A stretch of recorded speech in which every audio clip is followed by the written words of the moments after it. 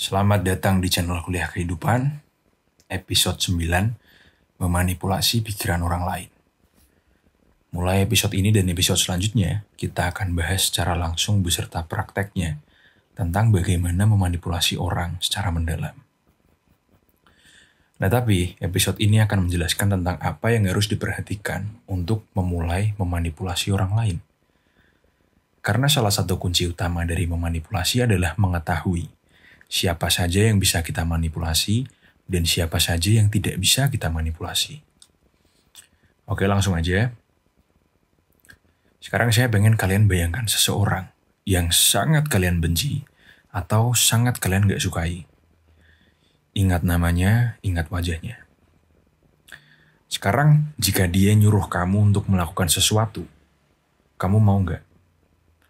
Kemungkinan besar, jawabannya enggak. Nah, sampai di sini, kalian seharusnya sadar siapa aja yang bisa kalian manipulasi. Satu-satunya orang yang bisa kalian manipulasi adalah orang yang sudah menganggap dirimu temannya, alias orang yang sudah kamu bangun hubungan dengan baik, atau orang yang sudah dekat dengan kamu. Emang mungkin mengejutkan ya, karena kalau kita mikir manipulasi, kita selalu berpikir bahwa kita bisa memanipulasi semua orang, asal kita tahu tekniknya. Tapi enggak, faktanya adalah kita cuma bisa memanipulasi orang yang sudah menganggap kita dekat dengannya. Jadi, target manipulasimu haruslah orang yang menyukaimu, menganggap kamu teman, dan orang yang respect kepadamu. Kalau kalian nggak percaya, coba kamu manipulasi stranger atau orang yang benci sama kamu. Nggak akan berhasil. Secara naluriah, pikiran manusia hanya bisa dimanipulasi oleh orang yang dianggap dekat.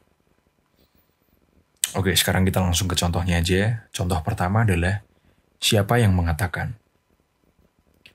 Dulu waktu zaman kuliah, saya punya circle yang cukup dekat, isinya sebagian besar cewek cantik. Dan tentu saja saya join circle itu karena saya pengen deket dengan salah satu cewek cantik itu. Pada suatu hari, karena jam kosong, dosennya nggak ada, salah satu teman cowok saya, sebut saja si A. Dia ngajak circle itu untuk nonton film. Saya lupa judul filmnya apa. Dengan percaya diri dia menjelaskan sebagus apa review film itu kepada teman-teman saya. Tapi respon mereka nggak tertarik nonton film itu. Dan juga mereka nggak yakin bahwa film yang direkomendasikan si A itu bagus. Lalu beberapa saat kemudian saya datang. Oh iya, BTW, bukannya saya sombong. Dulu memang saya salah satu cowok yang populer di kampus. Oke, lanjut. Saya pun disambut dengan hangat oleh teman-teman. Dan mereka menjelaskan bahwa mata kuliah hari ini nggak ada. Lalu, saya pun menyarankan untuk bareng-bareng nonton film. Film yang sama yang disebutkan si A. Dengan percaya diri, saya menjelaskan tentang sebagus apa review film itu tadi di internet. Dan akhirnya kita semua nonton film itu. Singkat cerita, setelah selesai, si A mampir ke kosan saya dan menceritakan kekecewaannya terhadap kejadian ini kepada saya. Yang padahal saya nggak tahu apa-apa.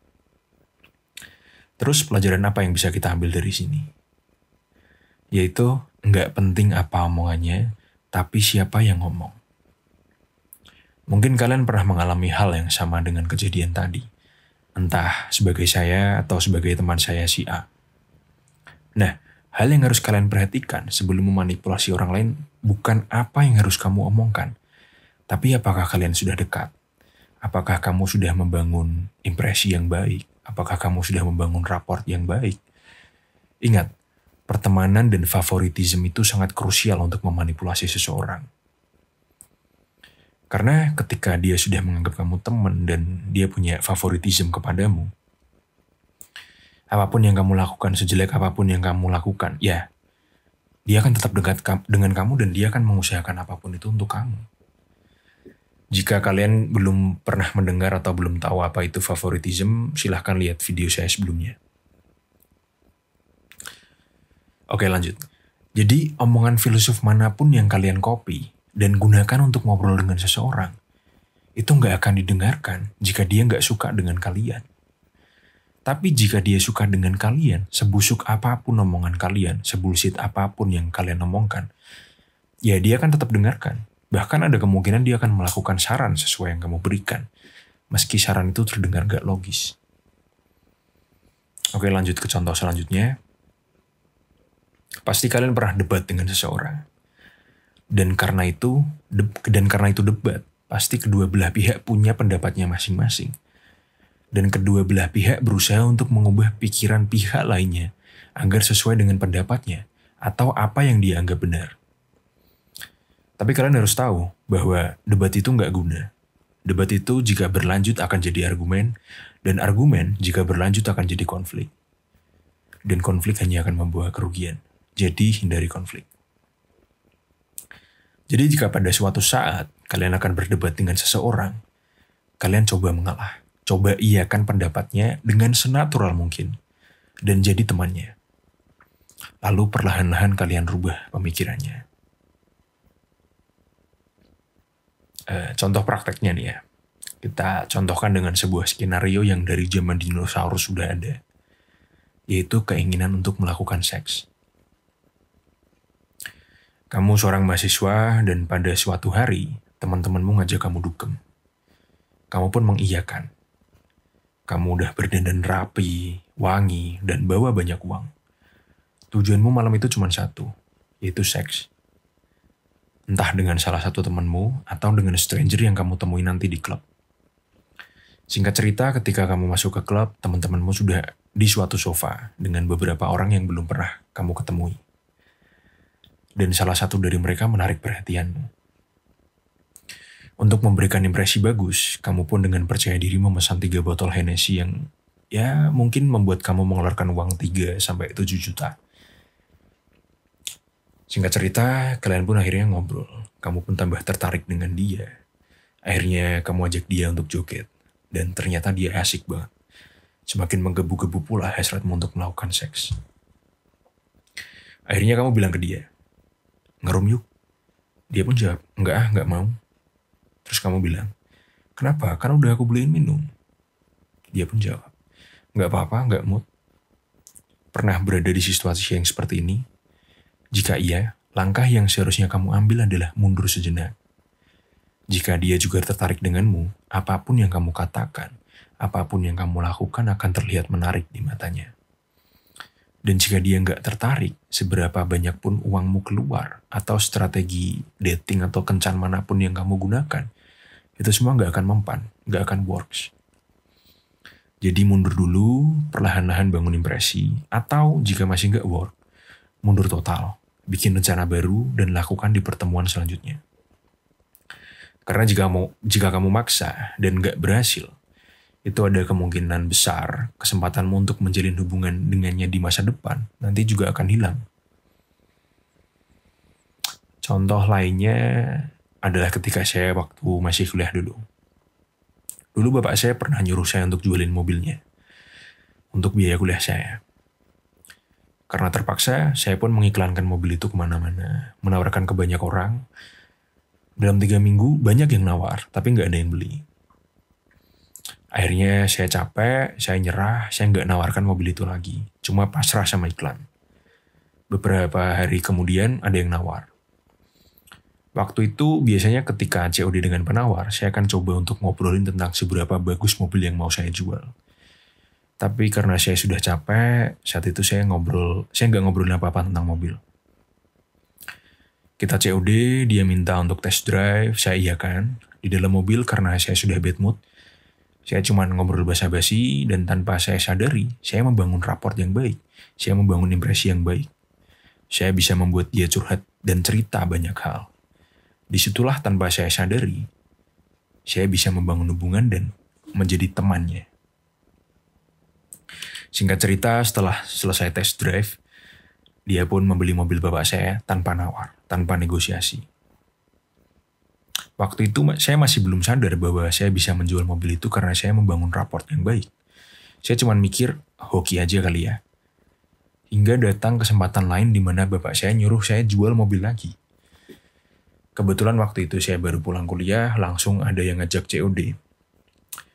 Padahal saya lagi capek banget, Akhirnya ketika ketemu, saya cuma memperkenalkan diri, dan gak basa-basi, saya langsung tanya, "Masnya bisa nyetir mobil kan?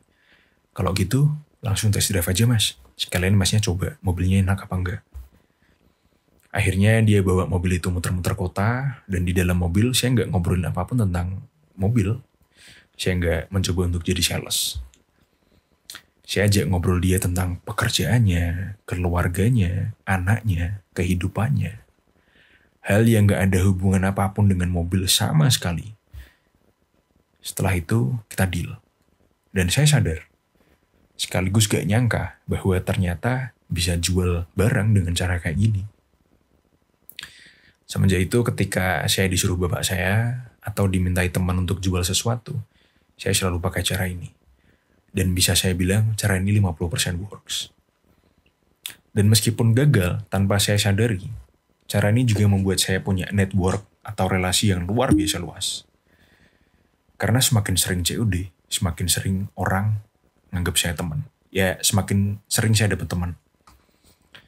Dan semakin banyak teman yang saya punya, semakin banyak kesempatan saya untuk mendapatkan uang. Oke, sekarang kita review ulang. Aturan pertama, hanya memanipulasi orang yang sudah dekat dengan kamu. Jika kamu ikuti aturan ini, kamu nggak akan buang-buang energi dan reputasimu untuk memanipulasi orang yang salah. Ya dong, kalau kamu memanipulasi orang yang salah dan gagal, dia akan benci sama kamu dan mungkin dia akan ngomongin kamu di belakang kamu, dan itu akan berdampak pada reputasimu. Dan semakin buruk reputasimu, semakin nggak enak hidupmu. Tapi tentunya tingkat kesuksesan memanipulasi orang yang sudah dekat denganmu itu sangat besar. Jadi kemungkinan untuk gagal itu kecil banget.